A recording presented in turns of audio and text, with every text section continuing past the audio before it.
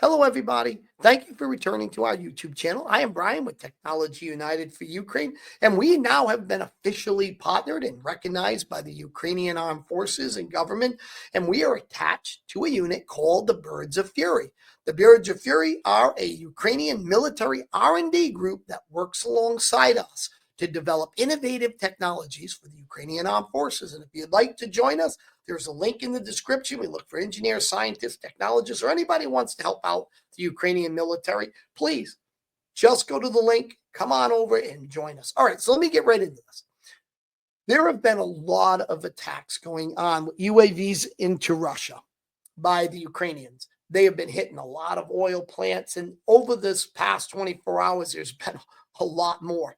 And in this case, the first example, this was in Smolensk. Sorry, I'm not always good at pronouncing these names.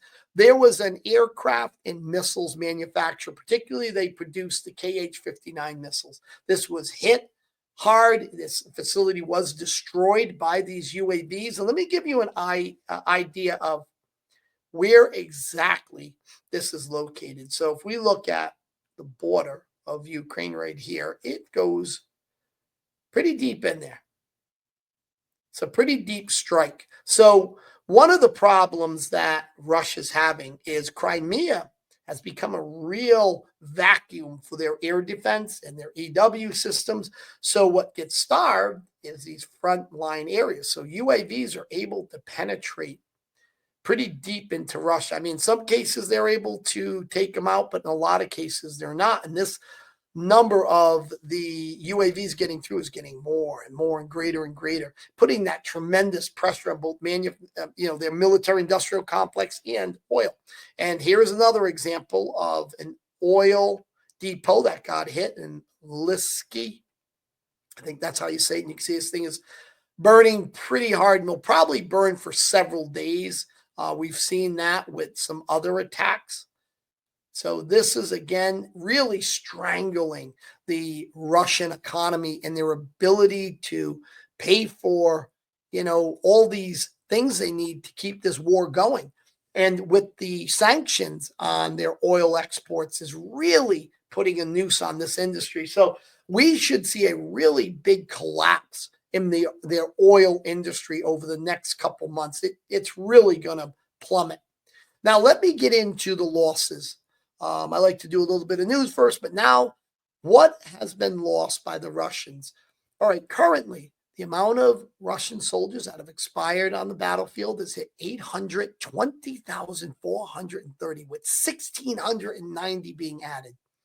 Tanks has hit 9,821, with 10 being added. Armored personnel vehicles has hit 20,454, with 42 being added, and artillery is 22,074 with 19 being added. This is a fairly low number here, but it has gone down a little bit, but we've seen other days where it's really ticked up. But remember, artillery can really determine the outcome of a war. Once you lose your artillery, you're in a lot of trouble. And this should give you an example. Let me blow this up here. Let me make this a little bigger. Oh, no, that's as big as we can make it look. So there we can make it bigger. All right, right here is another number. This is the amount of UAVs over the last 24 hours that were destroyed. Look at that, 153 Russian UAVs. That's just kind of gives you an idea of what they're throwing at the Ukrainians. Down here is another number that's tending to go up a lot, which is vehicle and fuel tanks. So not only are they starving the units in Russia from being able to get oil out to these units, but they're hitting their fuel vehicles at a very high rate. So again, this is going to have a dramatic impact on the front lines in the coming months. All right, here is another hit on a Russian plant. This was a Russian nuclear aviation plant that they hit. And this was in the Kazan area. It was in Tatarstan Republic. And it's east of Moscow. So it's a little ways out there. So what do they do there? They make the Tupolev, I don't know if I said that, the Tu-160 strategic bomber. So these things are their nuclear capable bombers, and they're hitting them too. They're trying to really just decimate everything they have for their war machine. And, this is going to have a systemic effect over the long term with um, with Russia. Now, did we mention? I didn't tell you where this was. This is in Linsk, um, Liski, and that is located over here. So I just wanted to come back to that to give you an idea. Not too super far out, right about here. But the last one we were talking about is fairly far out there. So when we look at that city of Kazan, right, that would be, if we go by the border, that is way out there, man. That is a deep strike. So it's just telling you the ability the Ukrainians have now to reach further and further and further. And then there's so many pockets in here that lack air defense that they're getting, more and more hits. They're getting through more and more. They have more and more successes.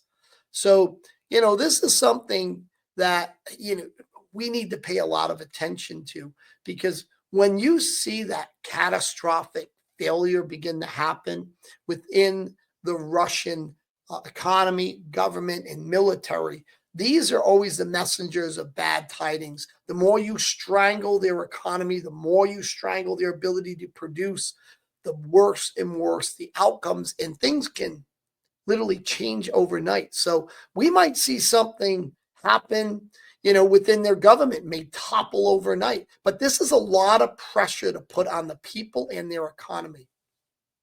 The last thing I want to talk about is Ukraine's military chief says Russia has practically half artillery ammo usage after its production lines and depots were hit. So Ukraine has really put an emphasis on hitting these ammo storage places and production lines and their depots, obviously. So that is beginning to reflect on the front lines. So everything we're seeing is going to trickle down onto the front lines: lack of ammo, lack of oil, a lack of being able to produce more tanks and infantry transportation vehicles of all types, whether it's trucks or armored personnel carriers. All of these things will have an effect. I mean, how do you get the troops to front lines? How do you get your supplies if you don't have oil? And we can't make enough trucks to get it there. So, or transfer the troops to work in the depots that do all this stuff. It presents a truly logistical nightmare. And as they say, bullets win battles, logistics wins war. So I think they're really focusing heavily on logistics. All right, everybody. Thank you again for stopping by. Slava Ukraini. And remember, join us. Link is in the description. And check out the Birds of Fury. There'll be a link for them too. All right. Take care, everyone.